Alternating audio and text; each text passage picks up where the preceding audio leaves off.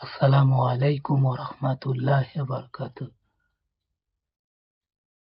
গাজাবাসীদের অনলাইনে সাহায্যের জন্য আবেদন জানিয়ে গতকালকে আমি একটি ভিডিও আপলোড করি। ইফতারির পূর্ব মুহূর্তে তাড়াহুড়ো করে ভিডিওটি করাতে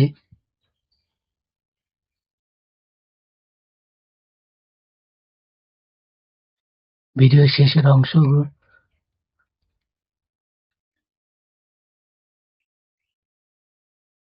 মাইক্রোফোনে চার্জ না থাকায় অডিও ধারণ করা সম্ভব হয়নি। যে কথাগুলো শেষের দিকে গতকালকে বলতে চেয়েছিলাম তা আজকে আমি এই ভিডিওতে বলতে চাই। গতকালকের ভিডিওটা ডিলিট করতে পারতাম, কিন্তু অনেক কষ্ট করে ভিডিওটা করার কারণে আমি তো ওটা ডিলিট করতে চাচ্ছি না। তাই দ্বিতীয় ভিডিওটি, কেন আমরা গাজাবাসীকে সাহায্য করব বা কেন আমাদের সাহায্য করা উচিত বা কেন আমরা এই সিএসবি স্বেচ্ছাসেবক হিসাবে যোগদান করব এবং যদি যোগদান করি আমাদের কি লাভ হবে, এই নিয়ে আলোচনা করার জন্য আমার দ্বিতীয় ভিডিওটি। গত শুক্রবার মিয়ানমারে ৭.৭ মাত্রার ভূমিকম্প হয়।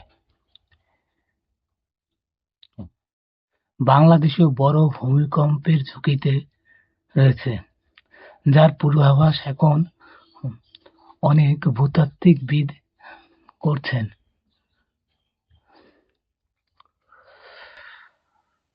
যে ভূমিকম্পটা শুক্রবার মায়ানমারে আঘাত এনেছে, যদি সেই ভূমিকম্পটা বাংলাদেশে আঘাত আনতো তাহলে হয়তো আত্মীয়-স্বজনের সাথে ঈদ করার জন্য ঢাকাবাসী বাড়ি ফিরতে পারতেন না। তারা গাজার বিপদ, গাজাবাসীর উপর নির্যাতন এবং জুলুম এবং তাদের হত্যা এবং বাড়িঘর ধ্বংস দেখেও গাজাবাসীকে সাহায্য করা থেকে বিরত আছে। তারা একবার একটু চিন্তা করি যে আমরা যে কোনো মুহূর্তেই ওদের চেয়ে ভয়াবহ অবস্থার মধ্যে পড়তে পারি। সেক্ষেত্রে আল্লাহর সাহায্য ছাড়া আমাদের কিছুই করার থাকবে না।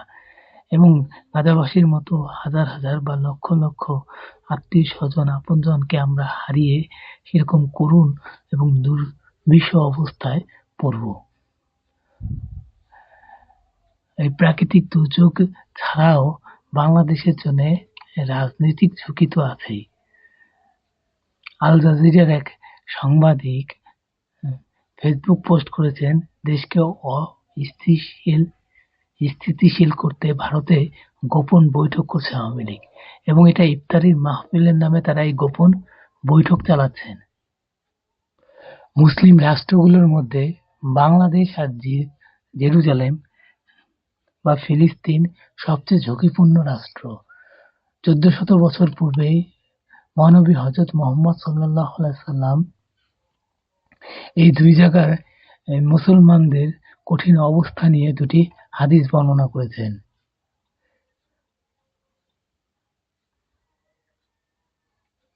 এক নম্বর হাদিস সুরাইম রাদিয়াল্লাহু তাআলা আনহু থেকে বর্ণিত, রাসূলুল্লাহ সাল্লাল্লাহু আলাইহি সাল্লাম বলেছেন, নিঃসন্দেহে তোমরা মুশরিকদের বিরুদ্ধে যুদ্ধ করবে, এমনকি যুদ্ধে তোমরা অবশিষ্ট মুজাহিদরা জর্ডান নদীর তীরে দাজ্জালের সঙ্গে যুদ্ধে লিপ্ত হবে।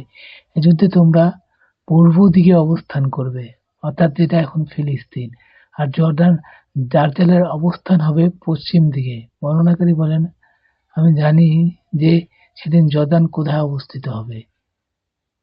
এই সনদ বিশুদ্ধ। হাফিজ হাইসামি রহমাতুল্লাহ আলাইহি হাদিসটি উল্লেখ করে বলেন, এটি ইমাম তাবারানী রহমাতুল্লাহ আলাইহি ও ইমাম বাজ্জার রহমাতুল্লাহ আলাইহি বর্ণনা করেছেন। আর বাজ্জারের বর্ণিত হাদিসটি বর্ণনাকারী সবাই নির্ভরযোগ্য। দ্বিতীয় হাদিসটি হচ্ছে হযরত আবু হুরায়রা রাদিয়াল্লাহু আনহু বলেন, রাসূলুল্লাহ সাল্লাল্লাহু আলাইহি ওয়াসাল্লাম আমাদেরকে হিন্দুস্তানের জিহাদ সম্পর্কে প্রতিশ্রুতি দিয়েছেন, যদি আমি সেই জিহাদ পেয়ে যাই তাহলে আমি আমার জান মাল সবকিছু তাতে ব্যয় করব। দেখুন, আবু হুরায়রা ১৪০০ বছর আগেই হিন্দুস্তানের জিহাদের জন্য তার জান মাল সবকিছু ব্যয় করবেন বলে ঘোষণা দিয়েছেন। এতে যদি আমি শাহাদাত বরণ করি তাহলে আমি হব সর্বশ্রেষ্ঠ শহীদ, আর যদি গাজী হয়ে ফিরে আসি তাহলে আমি হব জাহান্নামের আগুন থেকে মুক্তিপ্রাপ্ত। আবু হুরায়রা। ৩ নম্বর হাদিসটি হযরত সাওবান রাদিয়াল্লাহু তাআলা আনহু সূত্রে রাসূলুল্লাহ সাল্লাল্লাহু আলাইহি সাল্লাম থেকে বর্ণিত। তিনি বলেন, আমার উম্মতের মধ্যে হতে দুটি দলকে আল্লাহ তাআলা জাহান্নাম থেকে নিরাপত্তা দিয়েছেন। একটি দল যারা হিন্দুস্তানে যুদ্ধে শরিক হবে, আর দ্বিতীয় আরেকটি দল যারা ঈসা ইবনে মারইয়ামের সঙ্গে মিলিত হয়ে যুদ্ধ করবে।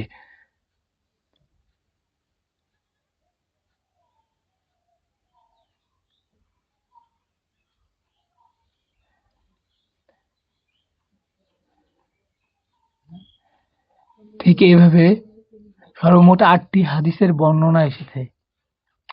এই পেজের লিঙ্কটি আমি অবশ্যই ডিসক্রিপশন বক্সে দিয়ে দেব, যাতে আপনারা বিস্তারিত নিজেরাই পড়ে নিতে পারেন। সুতরাং বাংলাদেশ কঠিন ঝুঁকিতে আছে, আর এই অবস্থায় আমাদের উচিত এই কঠিন অবস্থা মোকাবেলায় দক্ষতা অর্জন করা। সেক্ষেত্রে HCSB Hafizullah charitable society of Bangladesh গাজাবাসীদের জন্য ত্রাণ সহায়তা প্রদান করছে। অনেক স্বেচ্ছাসেবক গাজাবাসীদের দুরবস্থা লাঘবের জন্য সেখানে কাজ করছেন। এতে তারা এই কঠিন অবস্থায় কিভাবে ত্রাণ কার্য পরিচালনা করা যায় এবং মানুষকে সহায়তা করা যায় এবং তাদের জান মাল রক্ষায় এবং তাদের জীবন মান উন্নয়নে সহযোগিতা করা যায়, সেক্ষেত্রে স্বেচ্ছাসেবকেরা দক্ষতা অর্জন করছেন। সুতরাং আরো বেশি লোক যাতে সেখানে স্বেচ্ছাসেবক হিসাবে যেতে পারেন এবং সেখান থেকে অনেক কিছু শেখার আছে, যা তারা শিখে পরবর্তীতে নিজ দেশে ফিরে আসার পর এরকম দুর্যোগ মুহূর্তে বাংলাদেশের জনগণকে সহায়তা করতে পারেন। এজন্য আরো বেশি সংখ্যক লোক যাতে স্বেচ্ছাসেবক হিসাবে HCSB তে নিবন্ধনভুক্ত হন, এই জন্য অনুরোধ করা হলো।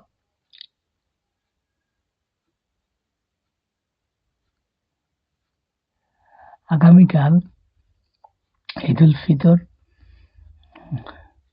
সকলেই নিশ্চয়ই ঈদগাহ মাঠে ঈদের নামাজ পড়ার জন্য যাবেন। আপনারা প্রত্যেকেই গাজাবাসীদের ত্রাণ সহায়তার জন্য